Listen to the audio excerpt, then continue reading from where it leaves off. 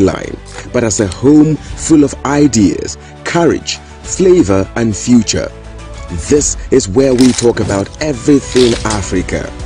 The politics that shape our nations, the innovations that shift our economies, the culture that colors our lives, the challenges we face with honesty, and the victories we are building one story at a time. On this show, no topic is swept aside. We are unfiltered and we are intentional. We bring you experts from across the continent and the world. Voices that know, voices that live the African experience, voices that are shaping the next chapter of our story. Let your spirit rise. We don't just tell Africa's story, we own it. Join Joy Asonye on Razep Africa, Monday to Friday at 11 a.m. to 12 noon on Global Television.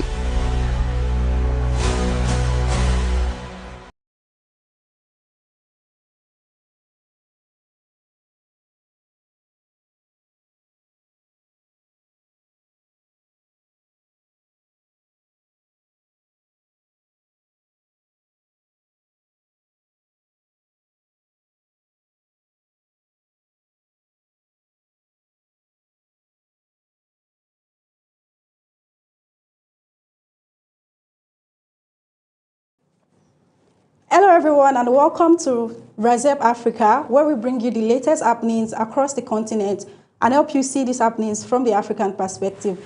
I'm sitting in for Dr. Joy Asonye today, and I have with me two African CEOs, and together we will be discussing the business of fashion in Africa. But first, we take the African news update and then we get into the discussion right after. We begin in Nigeria, where about 100 additional U.S. military personnel have arrived as Washington steps up support to help the country tackle armed extremist groups in the Northwest. The deployment follows remarks by U.S. President Donald Trump accusing Nigeria of failing to protect Christians, claims that the Nigerian government strongly denies. Defense authorities say the American troops will train and advise Nigerian forces, but will not participate in combat. While officials also confirmed requests for additional military hardware, including fighter jets and munitions. Nigeria, Africa's most populous nation, acknowledges deep security challenges, but rejects allegations of religious bias, insisting security operations target violent groups attacking both Christians and Muslims.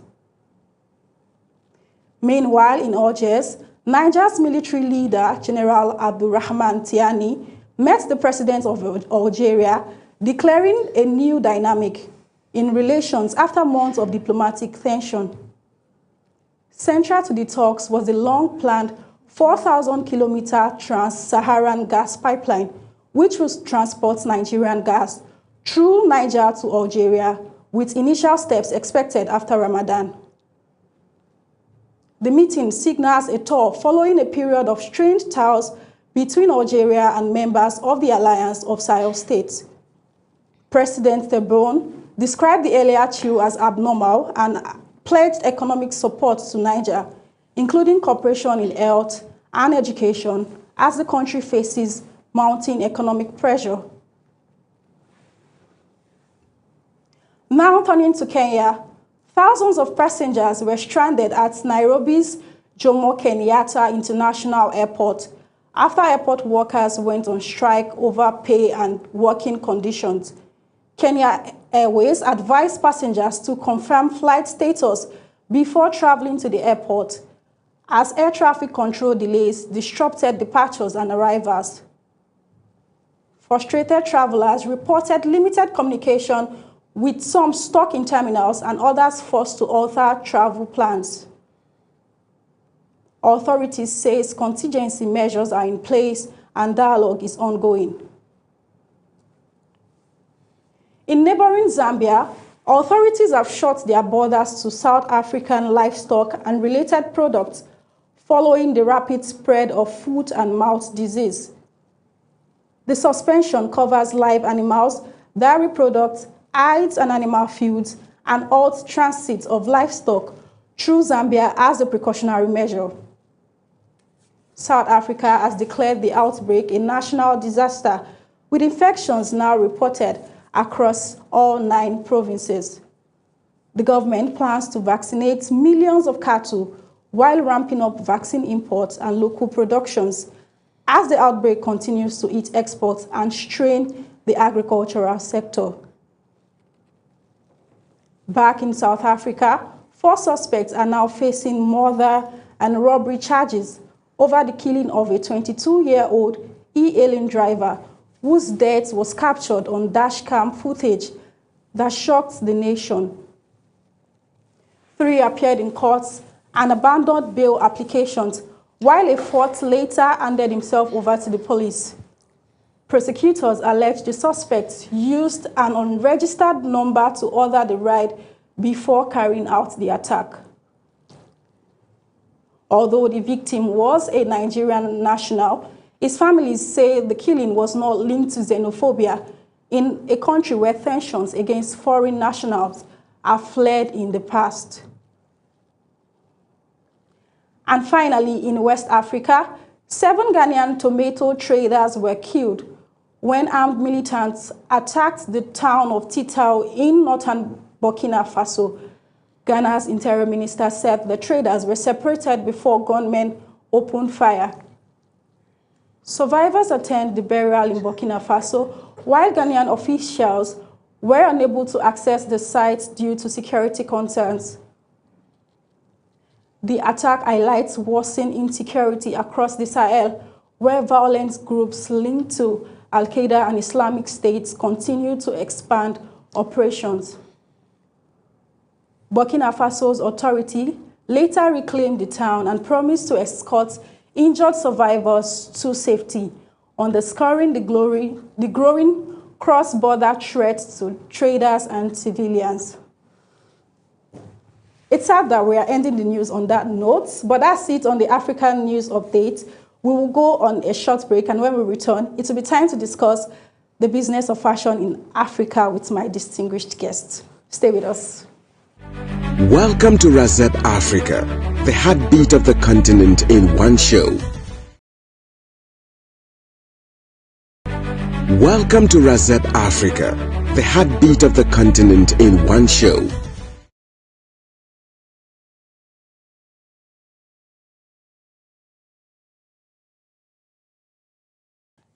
Welcome back from that. Today we are exploring a sector that blends creativity with commerce and culture with capital. The business of fashion in Africa. Across the continent, fashion has grown into a serious economic contributor, from textile production and garment manufacturing to retail, styling, exportation, and digital commerce. The industry supports millions of jobs and contributes significantly to Africa's creative economy and GDP. In several African countries, fashion firms are a strong part of the informal and small to medium enterprise sector, driving youth employment, women-led entrepreneurship, and cross-border trade. Beyond the continent, Africa is receiving increasing global acceptance. Designers are showcasing at international fashion weeks, collaborating with global brands, and exporting to markets in Europe, North America, and the Middle East. African print, tailoring, and storytelling have become global influences, not trends, but respected contributors to the global fashion narrative. The potential for export expansion, manufacturing growth, and global brand positioning is immense. At the same time, there is room for stronger infrastructure development, from textile mills and garment factories to structured supply chains, exporting financing system, fashion clusters, and policy-backed creative industry framework. With the right government investment in infrastructure, access to capital, and manufacturing capacity, Africa's fashion industry can scale into a major economic powerhouse. Joining me this morning are 2 young African women who are shaping this space from the inside. I have with me in the studio Zamani Abigail, a journalist and founder of Abby's Culture, and I also have Miriam Dahatu, youth advocate and founder of Wears It by BBL. Ladies, welcome to the conversation. Welcome to RAZEP Africa. So I would ask this question from both of you, from your experience as business owners. Okay, let's start with Zamani. How significant do you think the fashion industry is in creating employment for young people? Thank you, Symbiat, for having me. I'd say it is really, really significant because we've seen how much of job opportunities that the fashion industry creates or has been creating of late. There are a lot of growing fashion brands coming out from Africa, and it will surprise you how much of the youth these days are going into fashion. Now, it depends. There are different kinds of fashion that they venture into. You have clothing, you have accessories, you have bags, you have, you name it. And it's serving as a form of, would I call it liberation for the youth? Yeah, yes, liberation because is... lately we have, let me speak for Nigeria. Right now, like, there is a lot of talks on unemployment. A lot of youth graduates and there's no work. And you find out that most youth, when they graduate, they always, oftentimes, go into fashion because fashion is really broad. You have tailoring. Even when they do not even study fashion in school. Exactly. You see them doing exploits. You see people who read sciences in school venture into fashion. You see people who read chemistry venture into fashion. And it's not just about, when they say fashion, it's not just about you sitting on a sewing machine, and there are different aspects to that. And it creates a lot of opportunities in terms of employment. I'd use myself. For both the male gender and the female gender. Yes, you find a lot of male tailors these days. Like, we have very exceptional tailors in Africa, in Nigeria, that are male. They are doing really great. Like, they, in fact, you find some women who, there's this saying or there's this belief in the fashion industry that if a man sews a dress and you look at it, you would automatically know or be able to tell that this dress was and then now dresses are not even gender specific. They are a not. Man can even make a female suit better, way better than a female would. Yes. I personally learned tailoring from a man.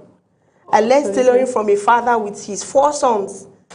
Like, they are all tailors in their family. And now you go on to make beautiful outfits for females. Exactly, exactly. So even back then, when I was still learning, when I would make a dress, people would like, oh, you learned sewing from a man, because it's like there's this special attribute, or there are some certain things that only men do, the precision and all of those things. So it creates a lot of job opportunities. I myself, for instance, I studied English language in school and have a master's degree in international affairs and diplomacy. But for the longest, I graduated 2018, but I have never used my certificate once to look for a job anywhere. Wow. I have been in, I started tailoring, or I ventured into fashion 2011, and I've been doing that ever since. Like, okay, so Maggie, I'll come back to you. Okay. Now, Miriam, you know, African fashion is gaining global recognition. And now, from your perspective, what do you think has driven this global acceptance? Why have Africans in general accepted fashion as an economic growth? I feel, thank you for having me, Symbiat. I feel fashion is not just about creativity, it's about who we are. Oh, okay. For me, the bigger line is African fashion is about storytelling. Each and every person represents something in the way they walk, in the way they represent what they represent. So it's about this, and mostly our traditional fabrics, the Ankara, the Kanke, and everything, they actually tell a story. So this is our recognition. If you see me now, you'll be able to know that, yeah, this is African, based on what I wear and how I... Oh, okay. I can only see your pant trouser from the African view, but the shirt is not African. But yeah, we would accept that. It tells a story. It tells a story of where I'm coming from and where I'm heading from. A northern young lady. Yeah. Okay. Because fashion in Africa is all about storytelling, really.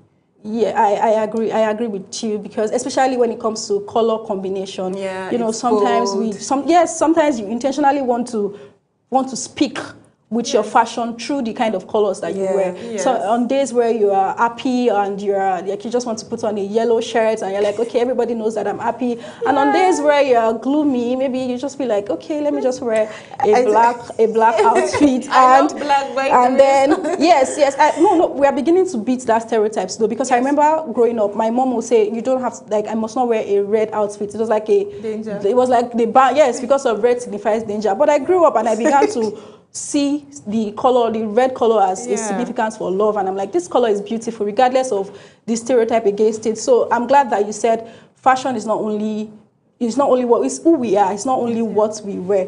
Thank you so much for responding, because it's in fact it's a really broad conversation if we begin to talk about it. I think Africans generally we are all about bold colors. Yes, Africans are all about bold colors. Like we are so confident about our art, our culture, and if you look at our paintings, like one country I know I love the most about how they carry colors is Morocco. Oh, okay. Yeah, like they tell a story. Yeah, you see colors. Like colors tell you story. Colors tell you moods. Yes. Colors speak emotions. So it's not just it's about, just like fashion too. Exactly. You can't talk about fashion and keep colors aside. Okay, now so Zamani, I know that you export African fabrics, the clothes that you make, you export them. So what have been the biggest barriers to exporting African fashion products at scale? What has been the biggest barriers for you? I think it has to do with exposure. Okay. And exposure in the sense that not a lot of, despite the fact that we have a lot of fashion to offer to the world, to the international world, I think we have a bit of limited access to market. Okay. Yeah, I think we have a bit of limited access to market in the sense that you here back at home, you have this fashion, you have this product, which is going to be great out there. There's someone out there who needs this fashion, who needs this brand, who has what it takes to invest in it. But now we don't have something or a channel or a platform that is linking these two people together across continents. So we have a lot of people who have these things readily available for production. Like we have what it takes to produce this thing in mass, in large, for the international market.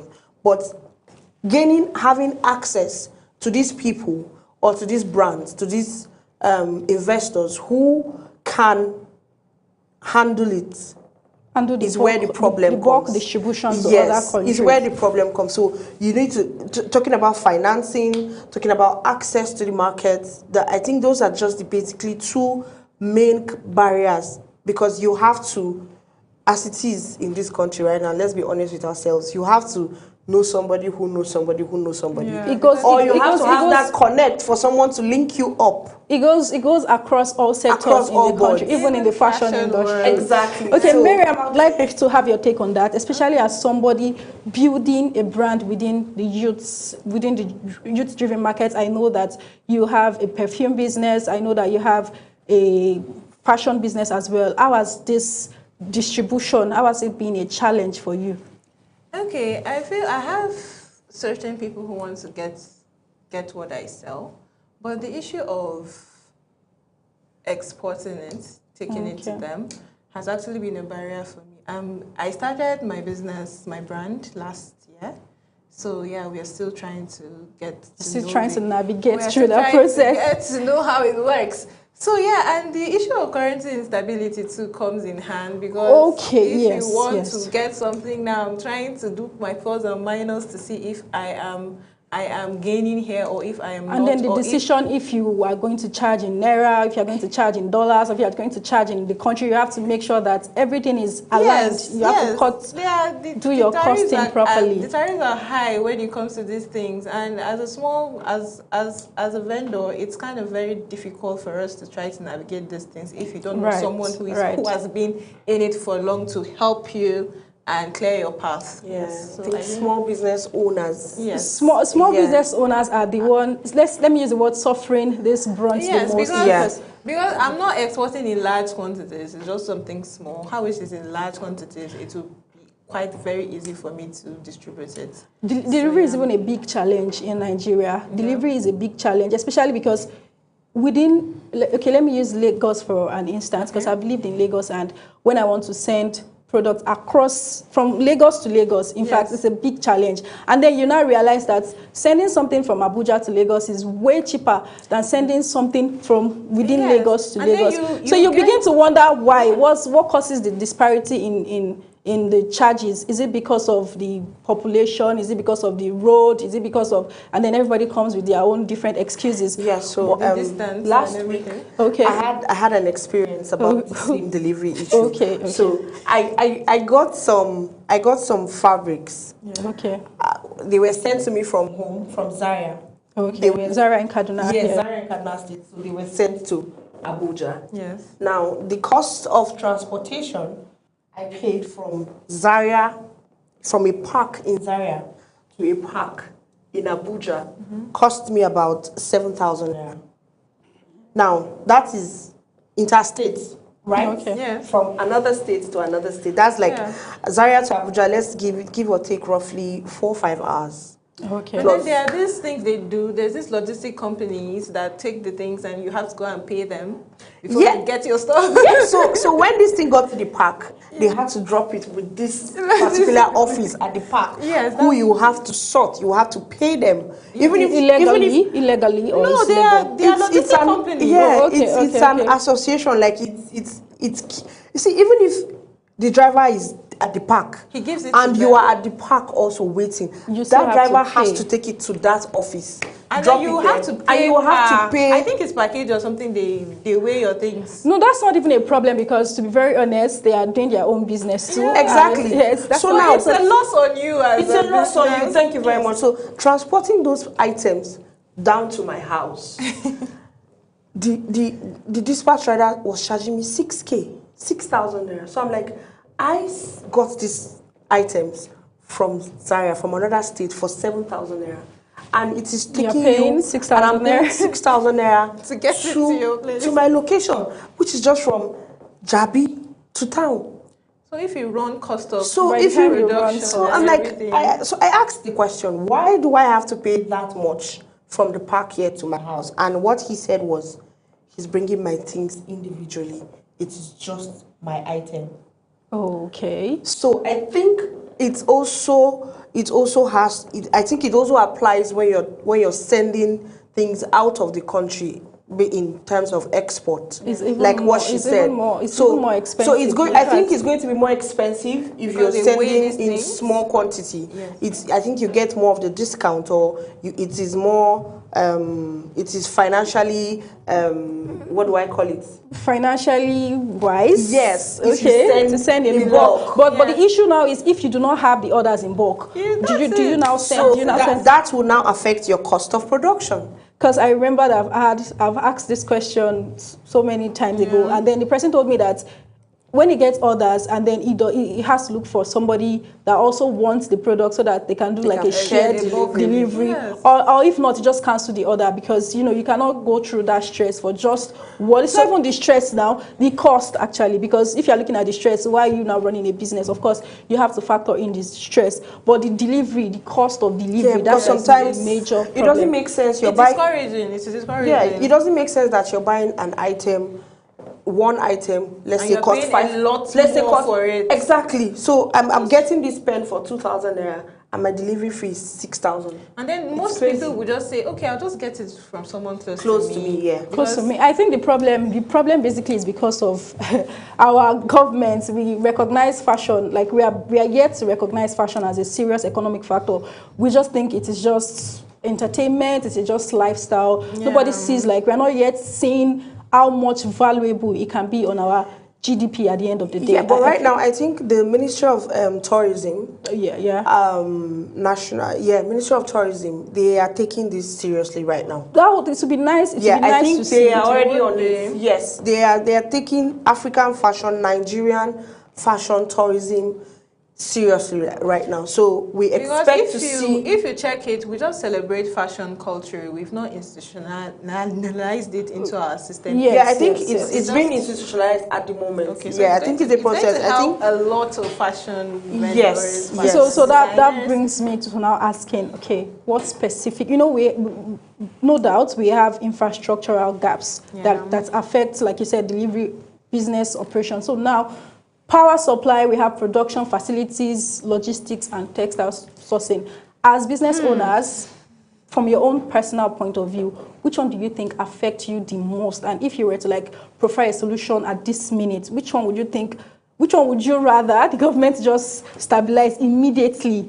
Is it power supply, production facilities, logistics, or the ease in getting materials like textile sourcing? Well, I think this works holistically. Okay. Yeah, I don't even know which I would say is which, because if I say production, cost of materials for production right now, and okay, it's provided, I have access to the raw materials I need. What next? What next? Power supply will still be a barrier. Logistics will still be a barrier. Logistics is going to be a barrier. But even though I feel there's a scale of preference to all of these things, there's some that you can manage, you can handle easily. I feel power is the power here. Yeah, power is because you don't want to know how much it costs you. You can't run cost of fuel into everything, and you're trying to. By the time you run cost of fuel into everything, and still trying to be affordable, your product, people will term your product as expensive. More money, and you won't get one dress ready on time. Yes, and then it will tell on your profits, because as much as you want to make profit, you also want to make your product affordable for people to buy, because those people are the reasons why you are in business in the first place. And to be honest, there are many fashion brands out there, and if you're expensive and they see somebody similar, you're Nigerians. I think that's where Nigerians are trying to leverage on or take advantage of the term luxury.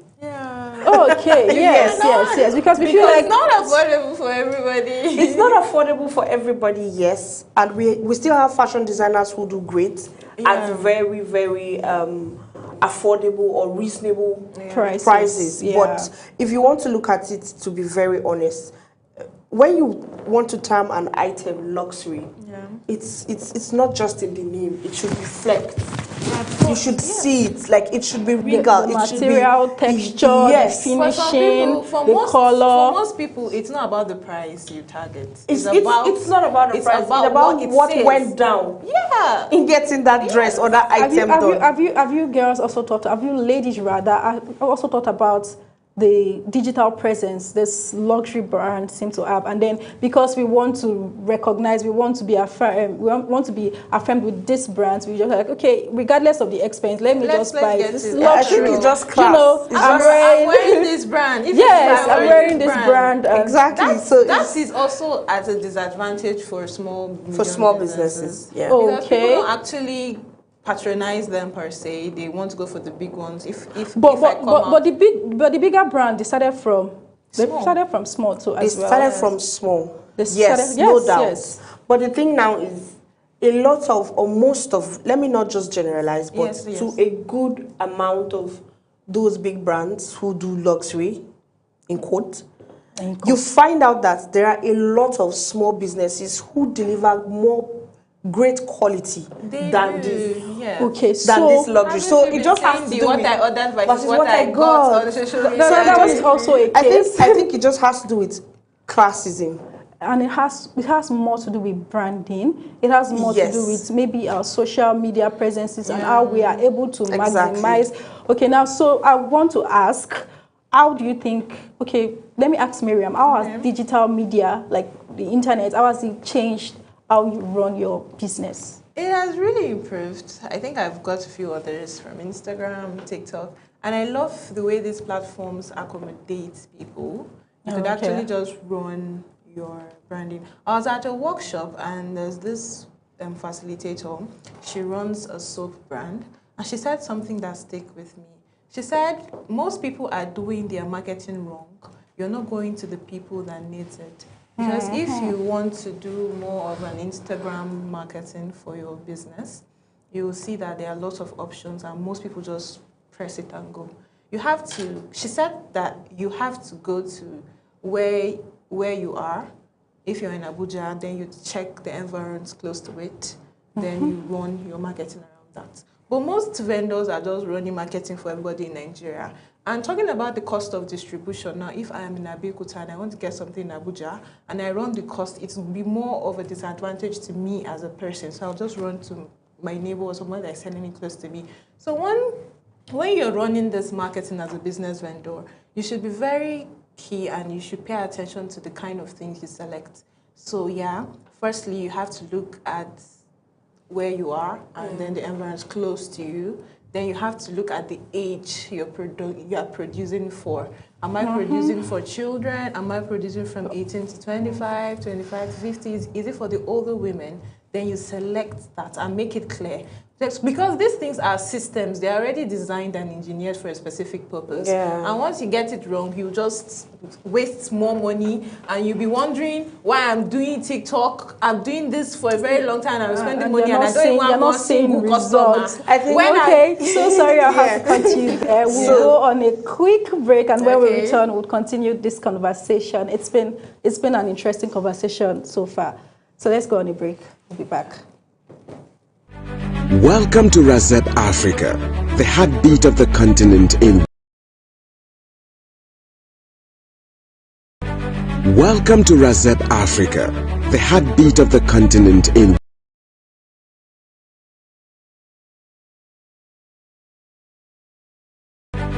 Welcome to RAZEB Africa, the heartbeat of the continent in one show. Welcome to RAZEB Africa, the heartbeat of the continent in one show.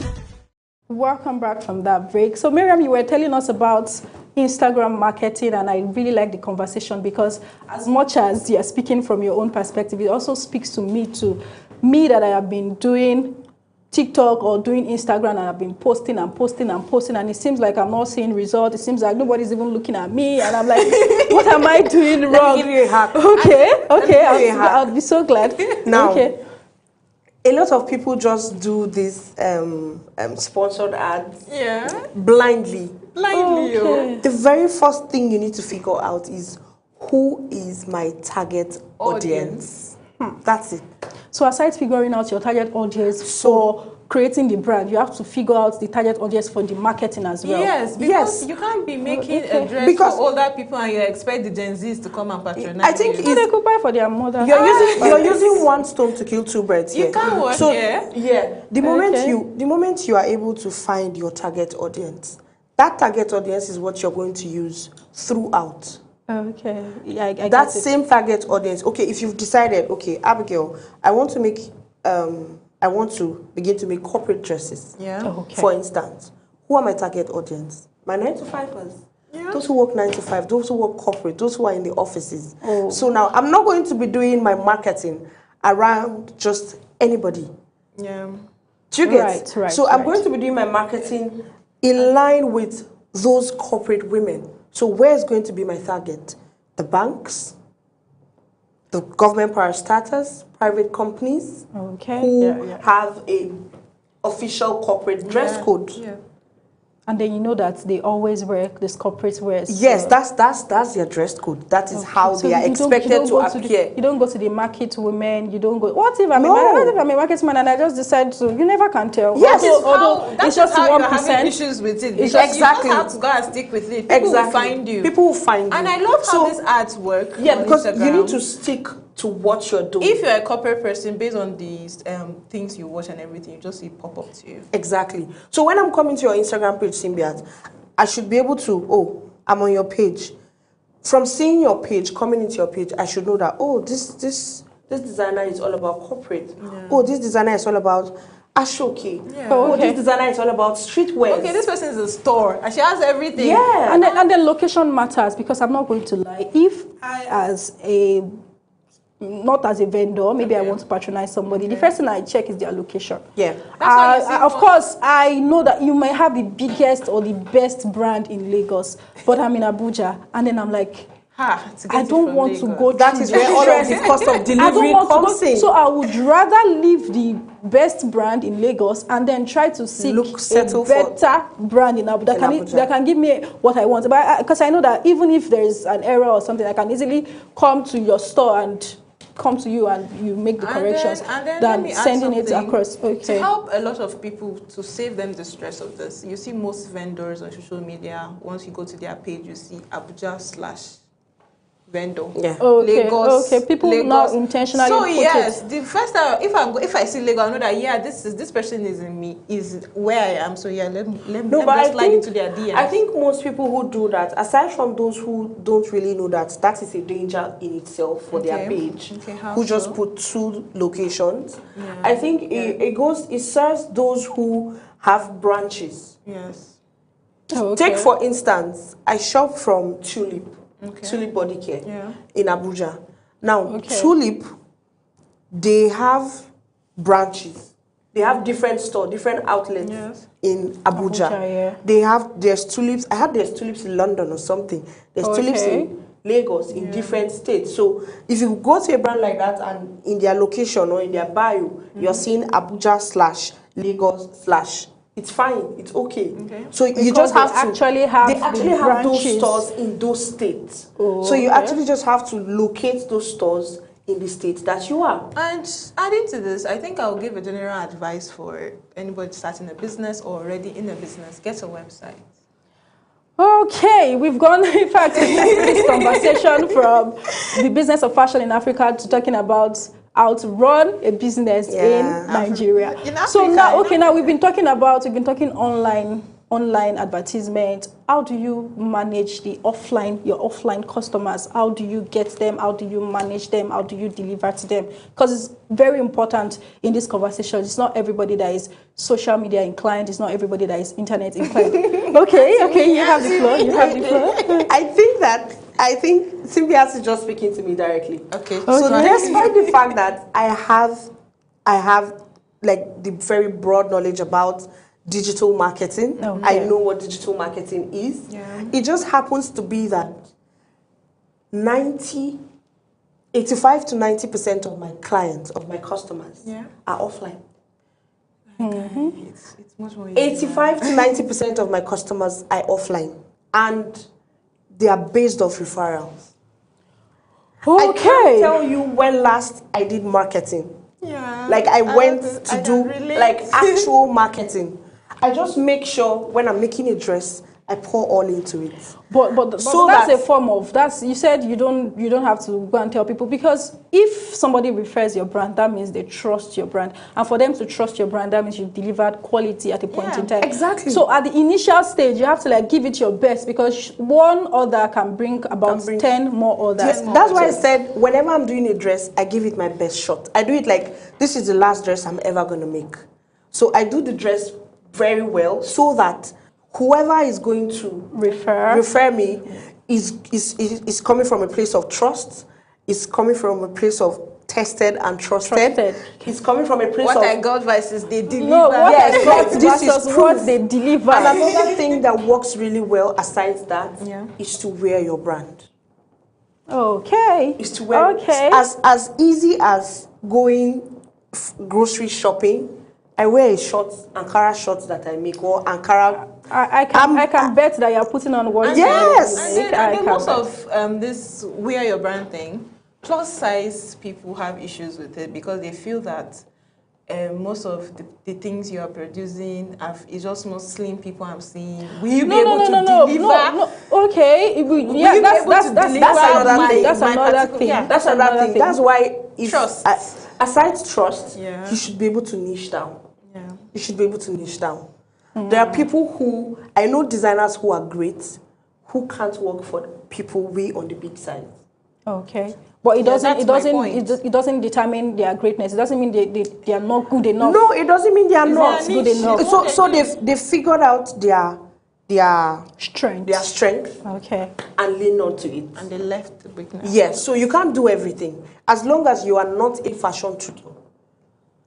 So I do most of I sew for a wide range of people. I sew for small, medium, and the plus size. Plus size. Because plus, that is plus, because plus. I am a fashion tutor. I teach people how to sew. Yeah. I am a fashion tutor. So as a fashion tutor, you're expected to know all of this. Good. Right. So, but when most of my clients, so when a slim person comes to my page and he's seeing the dresses I've made for a slim person, that person They're is able comfortable. to trust. They're able to trust you Yes. that you can. And then deliver. most of the referrals I get, in that 80 to 90% of referrals I always get, bulk of it are plus size people. Because plus size people always have issues with getting. They have. Yeah, trust issues. They have trust Who issues. gets their So curves, when who they see you understand their doing feet. this, So they'll be like, when I sew for one plus size person and they wear that dress and go out, right?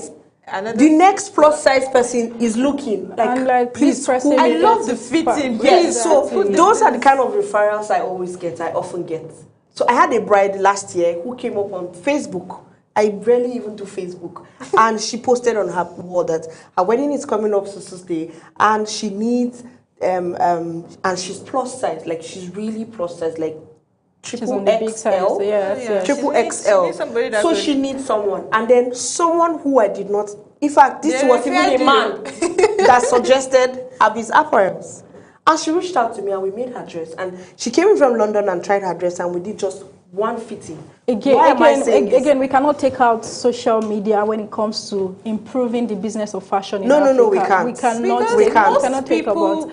in Nigeria, in Africa, most countries in Africa, they just stick to the referral part, the offline parts more.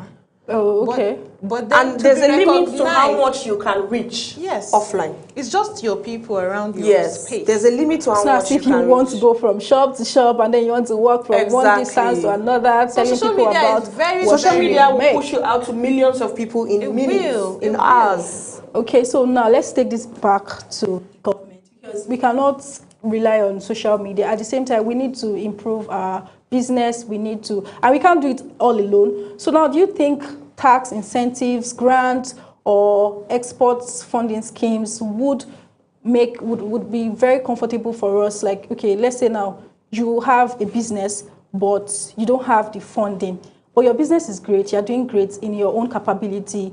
So I know, Miriam, I know you've received grants for your business at a time. I would like you to explain how this improved your capability as a small business owner to a big, because I know you're a big business owner now. So let's. So I think the first thing is to have a structure. Yeah. Okay, structure. See, there are lots of business proposals that go out to grant bodies and government institutions that give grants. Okay. And then if you read through all of these proposals, what they are looking for is why you should get that money. What are you doing differently? If you were to just take your phone and go to Instagram or Facebook and search dress or any of these keywords, you will see a lot of people. There are like in fact, a million of A fashion lot of brands in people Africa. of fashion. I started as a thrift vendor. Oh, When I okay. applied for my grants in April 2025 for the Youth Entrepreneurship Empowerment Program Summit, I just did it casually. Let's just try. Let's cast. But you our said you net. did it casually, so that means you must have had the structure in place. It's not like you prepared. I have it. I walk around my business proposals because I don't know who I'm going to meet, and it's already structured. You have to know what you're doing, who you're producing for, and what these grant bodies need to know is how you plan on upscaling your business. Yeah. It's not just about giving you the grants. If I give you the grants and in the next 6 months you're telling me that I bought something and the vendor that is supposed to deliver ran away with it. They need to know your They numbers. need to know your structure. You have Your to numbers, be. you have to- be detailed to the delivery Yeah. of your goods. You have to tell them how it comes in, how it goes out. And I think this is what most business people don't really understand when it comes to grants. It's not just about how much I need and how much I'm going to work on it. No, it's about, okay, let me work on a plan. In the next 6 months, Okay. this is what I plan to use your money and do. in the next 1 year, this is the result I'm giving you. You have to build confidence in these people. Okay, wow, I've read this and it's very amazing. So if I give this brand this money, next year around this time, she's going to be this. And then you move on.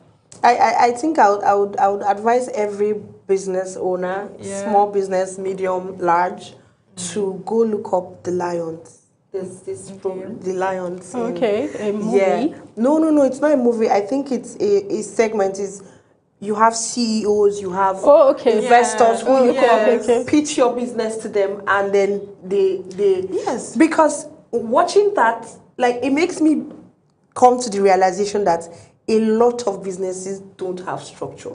A lot of businesses just run businesses on vibes. Structure. And then the structure comes to the way you save too as a business. Yes. Most of these businesses are just running on, I get money, I eat everything. Exactly. No. See, when you say you have to run the business, you don't have to run it on vibes. See, let's even be realistic now. There are young African creatives who they're just into the business for the passion.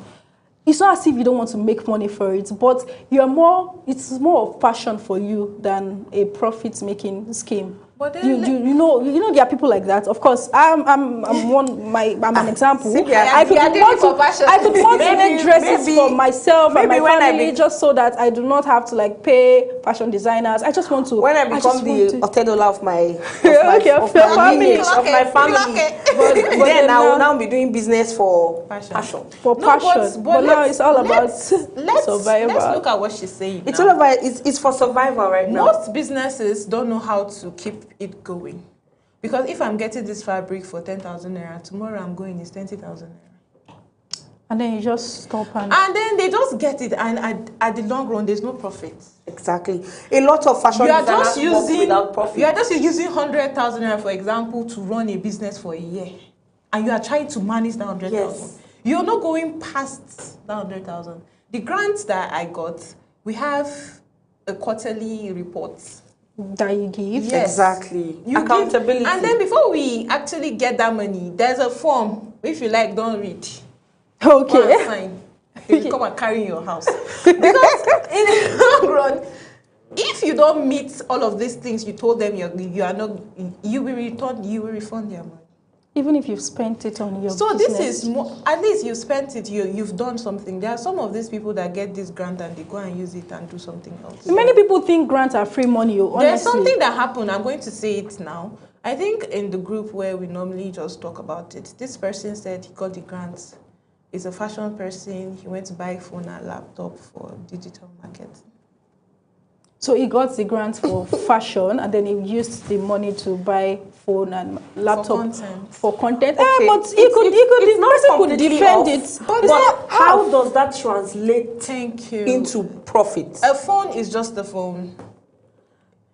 I could get a phone for my fashion business. Yes, it could be that he's really great at what he does. But okay, that's another way to interpret it. Yeah, he doesn't have what he needs to put it out there. But as a small business, I don't think you've reached that stage yet. As a small business, you're trying to find a way to upscale your business. Okay, getting a how many phone of this is business? if we'll be very honest, getting a phone. If you get, probably he has a phone that maybe the camera is faulty or not clear enough, and then you want to improve on your social media stand, and then you get a new phone. Because to be honest, if you're scrolling through social media and you see a video that's it's blurry. It's not. Would you watch this? That's how I'm saying it, and I'm passing. Exactly. So it could be that is what that person needs in his business at that point. Yeah. To be able to showcase his works out so there. Yeah. So it's not completely off. If it is involved in if it is included in your business proposal, it's fine. Yeah. As long as it's going to translate. It will see as a mismanagement of funds. Yeah. And I think let's bring this conversation back to creativity, because regardless of everything, African fashion business, we have a pool of creativity. There are so many designers, there are so many clothes makers, there are so many accessory makers that make things. So where do we draw this creativity from? I'm speaking because I have CEOs here that that have been in the business for long. Where do you draw the creative? Because you don't want to get a style book and then you're trying to recreate a style that another designer has made. You're trying to make a mark in your own name for your own business, and then you're trying to create a design that is specific to your brand. So where do you get this creativity from? I think that what a lot of people, the misconception a lot of people have about being creative is that, yes, you being creative, it's nice if you bring out something, if you create, like you sit down, think of something, or use something you just see this color and it brings up, sparks up something up in you. But what we always shove off is the fact that fashion is evolutional. It's like there's nothing new that has not evolved, that has not been there before. Yeah. Fashion keeps evolving. It's just the style. I don't think there's like creativity, everything new. It's just about how I present it. It's about how I am able to show it out there. Palazzo trousers that we wear now, our parents were the one wearing palazzos in the 80s. Are you trying to tell me, oh, because I made a new palazzo or a different style of palazzo, generally I created it? No, like it's been there. And I think what a lot of designers, would I say, are just lazy. Yes, they are just lazy because you can literally make anything out of anything. When I say anything, those who do, who just like this fashion Tiana, she makes outfits out of like structures, out of cans, papers, reusable. Exactly, like it's just her creative. Okay, she looks and I love the shape. I love the shape of your glasses. Yeah, so I want to make something. I want to make a peplum that is squared. So if I want to add this and this, it will give me. Yeah, so you just need to do your research. It's been a great conversation so far. And on a final note, I just want us to if you would advise policymakers, especially in Africa, what 3 infrastructural improvements would you like to prioritize? For me, I would say prioritize delivery, regulate the market in general, and also power supply. What's just one on the final note, so we just wrap up the show. I think generally what I would advise is for our policymakers to put into consideration summit conferences to teach young people about businesses generally. If you know what it takes, how to run a business, generally, all these things come under it. So you teach them discipline, you teach them accountability, you teach them how to structure their business, how to source for these materials. Everybody would now know how to get what they want, what they need for their business at the level where their businesses are. Okay, for me, I would say policymakers, they should try as much as possible to revive locally manufactured textiles. Yeah.